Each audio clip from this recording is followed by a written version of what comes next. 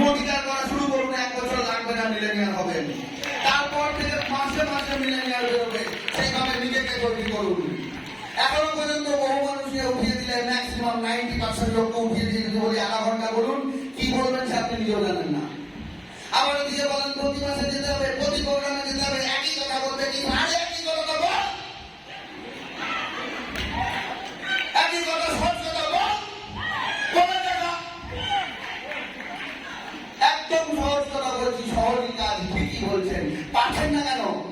টোটো পারেন কেন? কনফিডেন্স নেই কেন?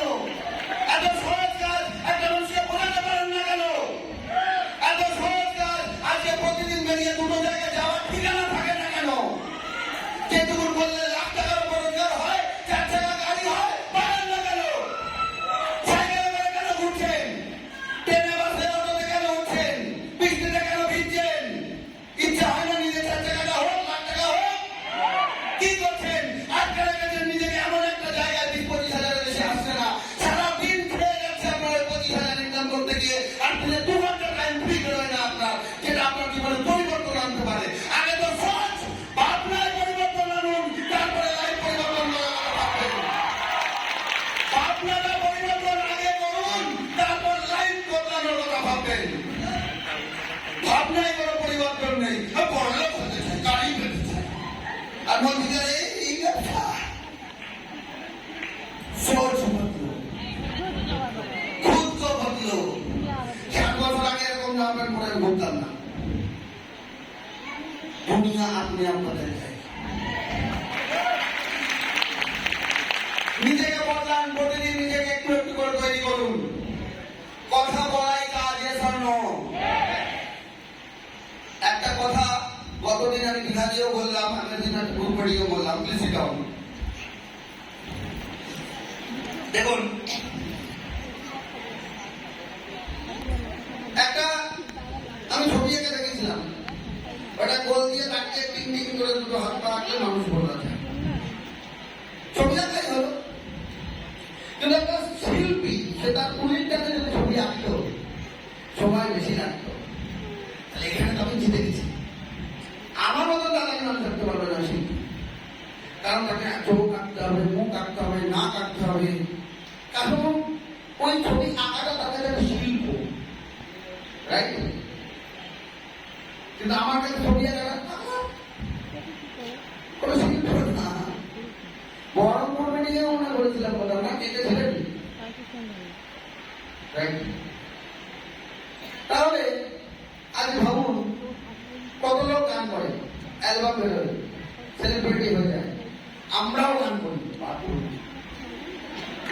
বারান্দায়, হ্যাঁ, আন্তর্জাতিক করি, তাহলে আমরা গান করি, কিন্তু তারা শিল্প করে, তাদের কাছে গানটা শিল্প।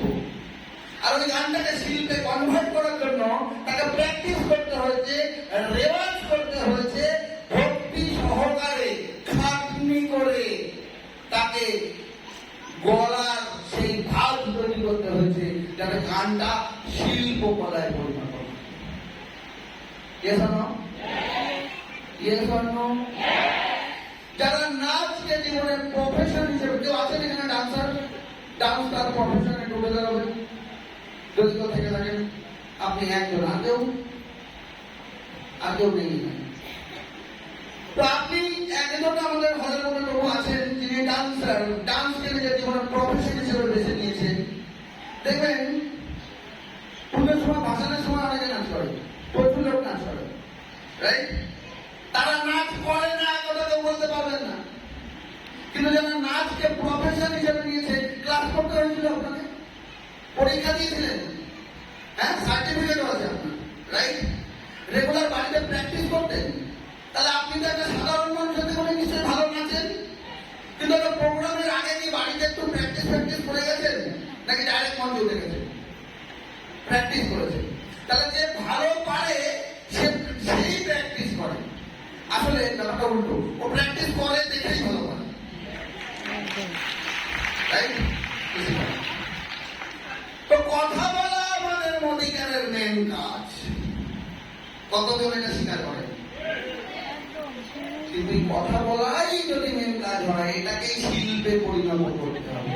একদম এটা একটা আর্ট, এটা একটা কলা, এটা একটা শিল্প। কথা সবাই বলতে পারি, এখানে তুলে দিলেই বোঝা যাবে, আধা ঘন্টা ছেড়ে দিই না কেউ। কেন বলুন তো? সহজ কথা, অতি কথা, আমাকে ভুলে যাওয়ার কে বলবে? অ্যাকচুয়ালি এই কথাটা 7 বছর ধরে কয়েক হাজার বার বলেছি, কয়েক হাজার বার একই কথা বলতে বলতে এটা হয়েছে। এটা একদিনে হয়নি, এটা হয়েছে অনলি ফর প্র্যাকটিস, এবং প্র্যাকটিস এক্সপিরিয়েন্স নিয়ে আসে, তার জন্য এটা হয়েছে। আমি বহুবার শশা কাটার উদাহরণের কথা বলেছি, যে ফার্স্ট টাইম শশা কাটবে, সে দেখে দেখে কাটবে, মনোযোগ দিয়ে কাটবে, তাও প্রতিটা পিসের সাইজ সমান হবে না, রাইট? কিন্তু প্রতিদিন যে 100টাও শশা কাটে, প্রতিদিন যে 100 শশা কাটে, 100 তারা বেশি। কোনটা রেস্টুরেন্টে গিয়ে দেখবেন, শশা ধরেছে, ছুটি নিয়েছে, শশার দিকে তাকানো লাগে না, কারণ সব থেকে তাড়াতাড়ি শশা কাটে এবং প্রতিটা পিস ফাইন এবং সমান হয়ে যায়। তারা দেখে দেখে শশা কাটলে যতটুকু না ভালো কাটা যায়, এক্সপিরিয়েন্স যাদের আছে তারা না দেখে তাদের শশা কাটে। তাহলে এক্সপিরিয়েন্স কোথা থেকে এসছে? বহুবার সে এত শশা কেটেছে যে আজ তার আর দেখা লাগে না, হাত তো না যেন মেশিন হয়ে গেছে।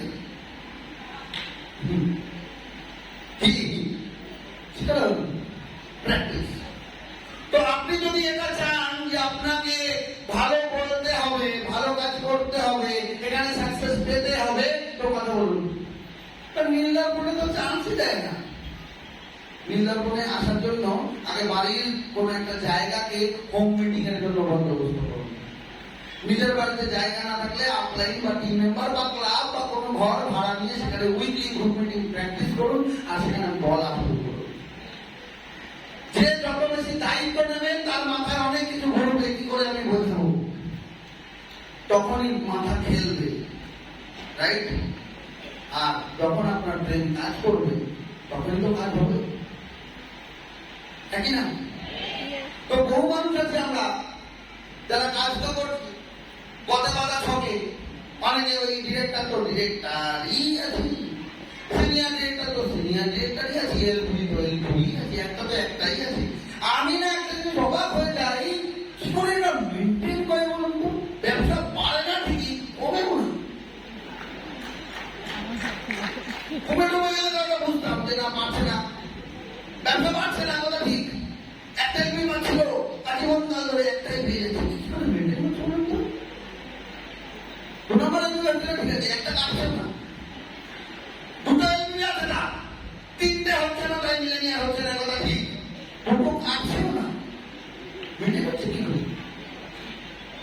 ডিরেক্টর যে সিনিয়র ডিরেক্টর হতে পারছে না, কথা ঠিক, কিন্তু এনজিওডিও হচ্ছে না, যেভাবে ডিরেক্টর করবে করেছে। অ্যাকচুয়ালি মনের মধ্যে রয়েছে যেভাবে হোক ডিরেক্টর হওয়াই লাগবে, যেভাবে হোক 25,000 ইনকাম পাই একটা এলবি থেকে, এই ইনকামটা আমার করাই লাগবে। এই যে মাইন্ড সেট হয়ে গেছে না, এই কারণে প্রতি মাসে আপনারা মেনটেন করতে পারছেন, দ্বিতীয় কোনো কারণ নেই। কিন্তু এটা মাইন্ডসেট হয়নি যে 25,000 ইনকাম এই মাসেই 50,000 করবো, সেকেন্ড এলবি এই মাসেই পার করবো, এইটা না মন থেকে ঠান নেননি আপনারা, তাই পারছে না, দ্বিতীয় কিছু না। যখনই কাউকে কোনো ডিরেক্টরকে বলা হচ্ছে এই মাসে সিনিয়র ডিরেক্টর হতে হবে, করো, এই মাসে চেষ্টা করতে দেখছি, পরের মাসে ঠিক করে ফেলবো, মানে ও এটা ভাবেইনি যে এই মাসে সিনিয়র ডিরেক্টর কি করে হওয়া যায়, ও ভাবেইনি এই মাসে সিনিয়র ডিরেক্টর কি করে হওয়া যায়। হ্যালো, আরে কতজন শু করেছেন, শু, উদাহরণ